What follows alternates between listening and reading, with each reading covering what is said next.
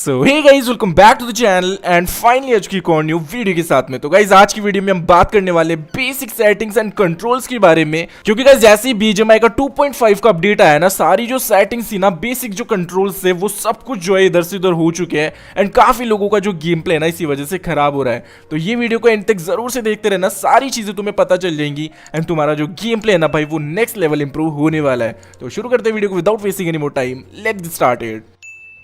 Guys एक एक करके तुम्हें सारी सेटिंग्स में बताने वाला हूं। तो सबसे पहले बेसिक में चले जाते हैं। जो फर्स्ट पेज हमारे पास खुलता है ना सेटिंग्स खोलते ही, तो उसकी बात हम कर लेते हैं पहले। तो गाइस सबसे पहले स्कोप मोड वाली सेटिंग के बारे में बात कर लेते हैं। तो गाइस यहाँ पे अगर तुम टैप पे रखते हो इसको, तो अगर तुम स्कोप का बटन एक बार दबाते हो तो तुम्हारा स्कोप ओपन हो जाएगा नॉर्मल तरीके से। लेकिन अगर तुम इसे होल्ड पे रखते हो, तो जितनी देर तुम अपने स्कोप वाले बटन को दबा के रखोगे ना, तभी तक तुम्हारा स्कोप बटन काम करेगा। और मिक्स पे ये मिक्स हो जाता है, तो टैप पे भी काम करेगा एंड होल्ड पे भी काम करेगा। तो ये तुम्हें चेक कर लेना है। मैं पर्सनली होल्ड पे खेलता हूं, तो होल्ड पे रख देते हैं।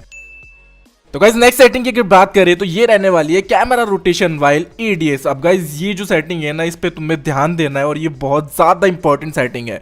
तो अगर तुम इसको जो है इनेबल रखते हो, बाई चांस अगर तुम्हारी डिफॉल्ट पे इनेबल रह जाती है, तो क्या प्रॉब्लम होती है तुम्हें दिखाता हूं। तो जैसे ही तुम स्प्रे वगैरह देने की कोशिश करते हो ना, वैसे तुम्हारा जो स्कोप वाला बटन है, जो एडीएस वाला बटन है, उस पे भी जो है कैमरा मूव करने लगता है। अब एग्जांपल के लिए तुम्हें एक बार मैं जो है अपना स्कोप वाला बटन की ट्रांसपेरेंसी बढ़ा के दिखा देता हूं, ताकि तुम बेटर तरीके से समझ पाओ।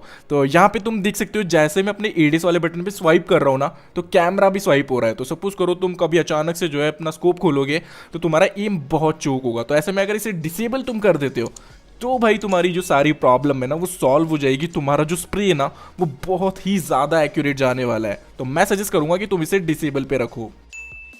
तो नेक्स्ट मेन सेटिंग पे बढ़ने से पहले छोटी मोटी सेटिंग्स देख लो। तो कैंटेड साइड का बटन तुम जैसा चाहो वैसा रख सकते हो, कोई यूज भी नहीं करता है तो मतलब नहीं है।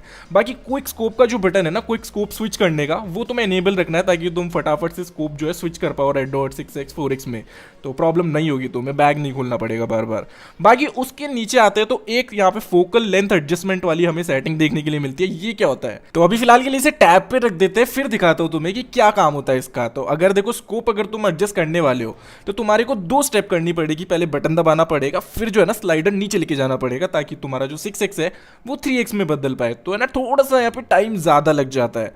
और अगर तुम स्प्रे मारने वाले हो, गाड़ी आ रही है, तो थोड़ा सा टाइम भी इंपॉर्टेंट हो सकता है। तो अगर तुम इसे होल्ड पे कर लेते हो ना, तो यहाँ पे है ना तुम्हारा काम इजी हो जाता है। तुम्हारी जो एक स्टेप है ना, वो माइनस हो जाती है, जैसा कि तुम देख ही सकते हो।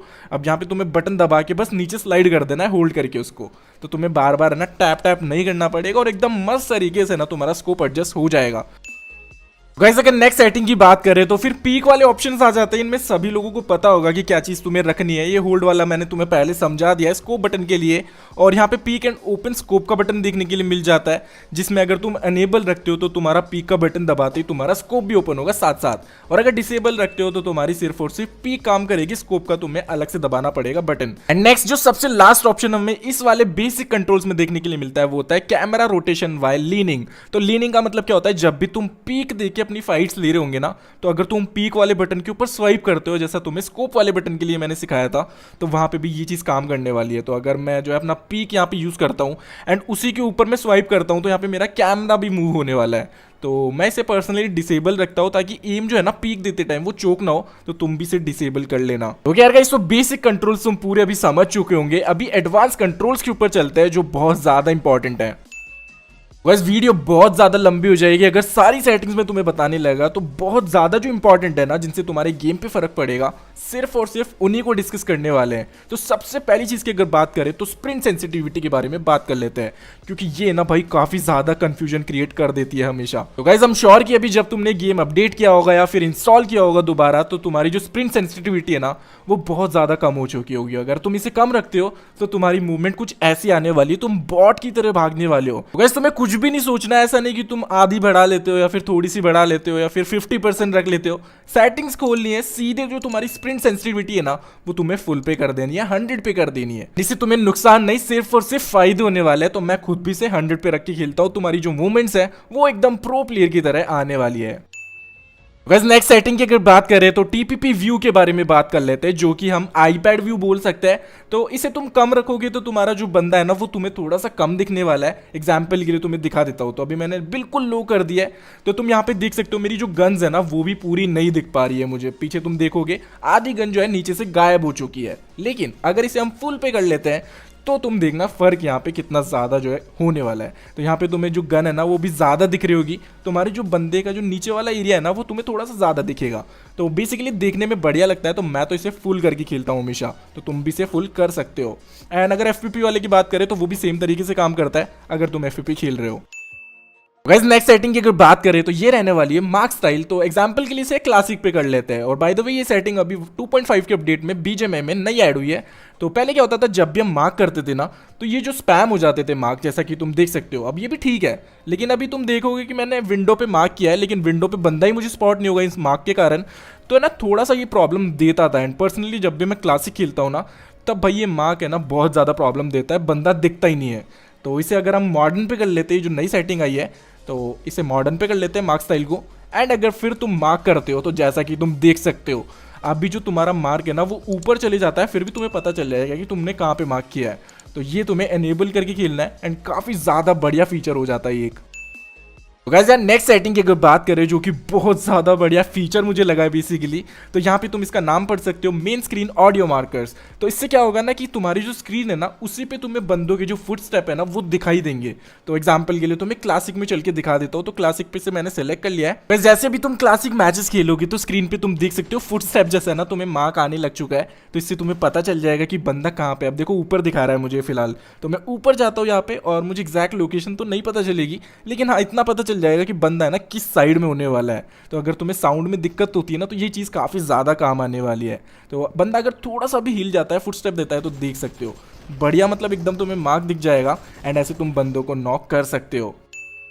तो गाइस यार नेक्स्ट सेटिंग की अगर बात करें तो ये रहने वाली है हॉरिजॉन्टल स्वाइप एक्सेलरेशन। अब इसका मुझे पहले इतना ज़्यादा पता नहीं था, लेकिन आज मैंने थोड़ा सा रिसर्च किया तब मुझे पता चला कि भाई ये भी काफ़ी ज़्यादा ठीक चीज़ है। फिलहाल के लिए इसे डिसेबल करके तुम्हें बता देता हूँ कि क्या होता है इससे। तो अगर जब भी तुम अपनी स्क्रीन पे स्वाइप करोगे ना left and right camera adjust करने के लिए, तो अगर तुम इसे डिसेबल पे रखते हो तो तुम्हारी जो स्वाइप करने की जो स्पीड है ना वो थोड़ी सी कम रहेगी। एग्जाम्पल के लिए तुम यहाँ पे देख ही सकते हो मैं स्वाइप कर रहा हूँ लेकिन इतना ज़्यादा फर्क नहीं पड़ रहा है। लेकिन गाइस अगर मैं इसे इनेबल कर देता हूँ, हॉरिजॉन्टल स्वाइप एक्सेलरेशन को इनेबल कर देता हूँ, तो यहाँ पे तुम देखना मैं थोड़ा सा भी स्वाइप करूंगा ना तो बहुत ज़्यादा फर्क पड़ने वाला है, जैसा कि तुम देख ही सकते हो।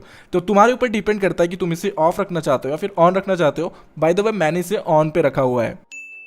बस नेक्स्ट जो नई सेटिंग ऐड करी है यहाँ पे मैच ऑटो मैसेज तुम्हें दिखेगा। तो अगर तुम इसे एनेबल रखते हो ना तो जब भी तुम्हारा बंदा नॉक होगा तो वो हेल्प अपने आप ही जो है चिल्ला देगा।